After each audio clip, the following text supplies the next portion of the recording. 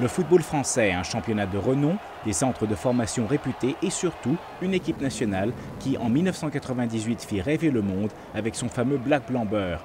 Une équipe formée de Noirs, de Blancs et de Maghrébins, victorieuse au mondial de cette année-là. Seulement voilà, la formule, symbole de la diversité française, n'était-elle qu'un mythe et qui plus est, un mythe qui vient de voler en éclats. Une question qui secoue le football hexagonal depuis la révélation fin avril que des responsables haut placés de la Fédération nationale auraient envisagé un système de quotas visant à limiter la formation de joueurs détenteurs de double nationalité, principalement des joueurs d'origine subsaharienne et maghrébine.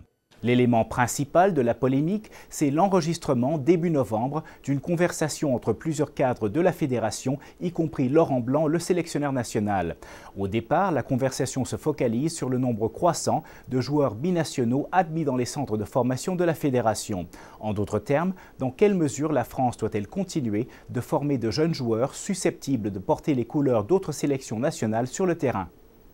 Mais au cours de la conversation, François Blacquart, le directeur technique national, déclare « On peut s'organiser en non-dit sur une espèce de quota, mais il ne faut pas que ça soit dit ». Et la discussion prend une toute autre tournure quand s'exprime Laurent Blanc, le sélectionneur national. Qu'est-ce qu'il y a actuellement comme grand costaud puissant? Les Blacks. Je crois qu'il faut recentrer. Les Espagnols, ils m'ont dit « Nous, on n'a pas de problème. Nous, des Blacks, on n'en a pas ». Tollé dans les médias, suspension de François Blacquart le temps d'une enquête. Mais Chantal Joanneau, ministre des Sports, conclut que même si les propos tenus étaient déplacés, aucun système discriminatoire n'a été mis en place. C'est clair qu'il n'y a aucun élément ni faisceau d'indice qui permettrait de dire ou de suspecter qu'il y a eu atteinte à la loi de lutte contre les discriminations.